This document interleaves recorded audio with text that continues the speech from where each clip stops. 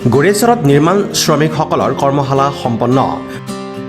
তামুলপুৰ জিলাৰ গোৰেশ্বৰৰ এগৰাকী প্ৰতিষ্ঠিত নিৰ্মাণ শ্ৰমিক খগেন ডেকাৰ উদ্যোগত নিৰ্মাণ শ্ৰমিকসকলৰ এখন বিশেষ কৰ্মশালা আজি 24 নৱেম্বৰত অনুষ্ঠিত হৈ যায়।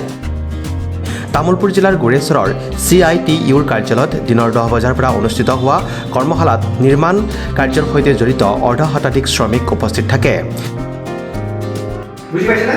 কিমান ডিষ্টেন্স আৰু কিমানটা ইটা খাব সেইটো জ্ঞানটো তাৰ থাকিব লাগিব বা কেলকুলেট কৰি উলিয়াব লাগিব আৰু যোগালীজনক ক'ব লাগিব এইটো মই আজি 5 লাইন গাঁঠিম। এইটো ক'লে 10 ফুট মিস্ত্ৰীজনে ক'ব লাগিব আমি 5 লাইন গাঁঠিম 25টা ইটা লাগিব হয়নে? এই 25টা ইটাহে ইয়াত ৰাখিব লাগিব। আমাৰ মিস্ত্ৰীয়ে কিন্তু যোগালীজনে একো নকৰে। নোকোৱাৰ ফলত কি হয় ইয়াত 50টা ইটা খাৰাপ কৰিব। কৰ্মশালাখনৰ সমল ব্যক্তি হিচাপে উপস্থিত থাকি শ্ৰমিকসকলৰ শাৰীৰিক সুৰক্ষা, নিৰ্মাণ খণ্ডৰ সঁজুলিসমূহৰ সঠিক ব্যৱহাৰ তথা নিৰ্মাণ খণ্ডৰ সৈতে জড়িত অন্যান্য দিশ সম্পৰ্কে ব্যাখ্যা আগবঢ়াই অভিযন্তা বিষ্ণু দাসে। কৰ্মশালাৰ আঁত ধৰে মহেশ ডেকাই। কৰ্মশালা উদ্বোধন কৰে শ্ৰমিক নেতা ভোলা শৰ্মাই। তেওঁ উদ্বোধনী ভাষণত শ্ৰমিকসকলৰ বিভিন্ন চৰকাৰী সা সুবিধাৰ বিষয়েও অৱগত কৰায়। উদ্যোক্তা খগেন ডেকাই উপস্থিত শ্ৰমিকসকলে ব্যৱহাৰ কৰা বিভিন্ন সা সঁজুলিৰ ব্যৱহাৰিক দিশ সম্পৰ্কে ব্যাখ্যা আগবঢ়ায়। জড়িত গতিকে মোৰ তলত 40জন শ্ৰমিক আছে। এই 40জন শ্ৰমিকক বিল্ডিং বনোৱাৰ বাবে শিক্ষিত কৰি অনাৰ বাবে যে মই আজি এই কৰ্মশালা আয়োজন কৰিছোঁ। এই কৰ্মশালাত যে বিশিষ্ট ব্যক্তি হিচাপে মই মাতি আনিছোঁ যে এখেতৰ নাম বিষ্ণু দাস। এখেতে মানে ট্ৰেইনিং পাছ কৰি আহি ইঞ্জিনিয়াৰিং কৰি আছে।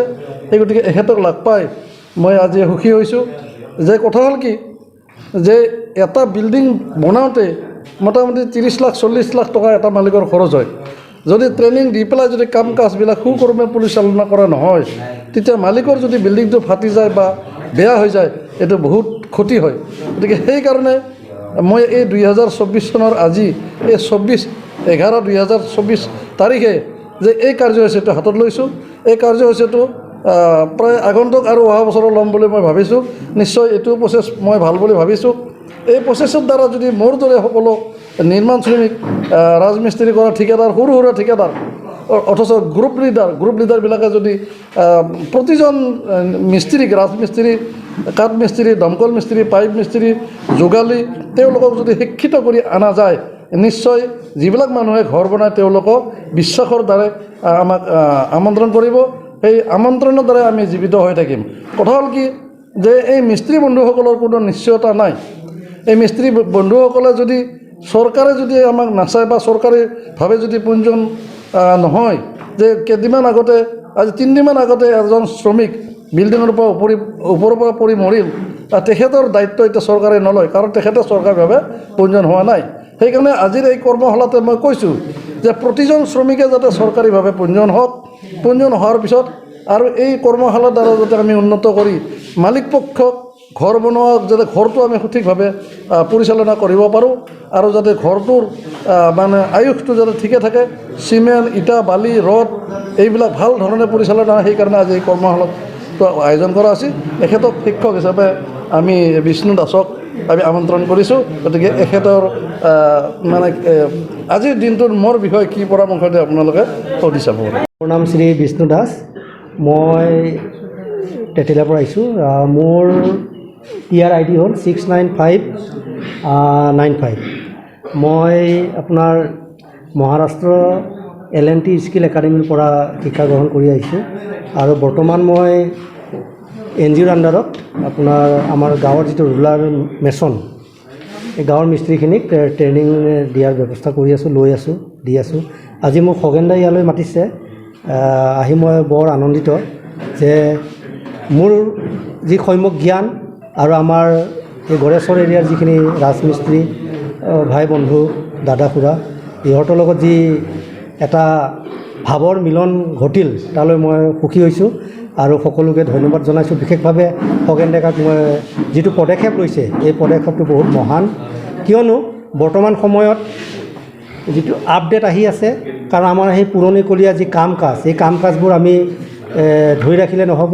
নতুন যুগৰ সূচনা কৰিবৰ হ'লে বা নতুন ভাৰত গঢ়িবৰ হ'লে নতুন জ্ঞান সঞ্চাৰ কৰিব লাগিব আৰু সেই জ্ঞান সকলোকে বিতৰণ কৰাই আমাৰ উদ্দেশ্য আৰু সেই উদ্দেশ্যে মই আহিছোঁ। কাৰণ জ্ঞান শেষ নহয় আৰু জ্ঞান আকৌ ল'বলগীয়াও আছে আৰু যিখিনি লৈছোঁ সেইখিনি জ্ঞান দিবলৈ আহিছোঁ যাতে ভৱিষ্যতে আমাৰ যি মিস্ত্ৰী বন্ধু আছে এই বন্ধুখিনিয়ে যাতে নিজক সুৰক্ষিত কৰি নিজক ছেফটি কৰি কেনেদৰে নিজৰ কৰ্মপন্থা আগলৈ সুকলমে নিব পাৰে, নিজৰ কৰ্মদক্ষতা কেনেকৈ আগবঢ়াই নিব পাৰে তালৈ যাতে বাট দেখুৱাই দিব পাৰোঁ তাৰ সেই আজি শিক্ষাদান কৰা গৈছে। বিশেষকৈ ছেফটিৰ ওপৰত শিক্ষাদান দিয়া গৈছে।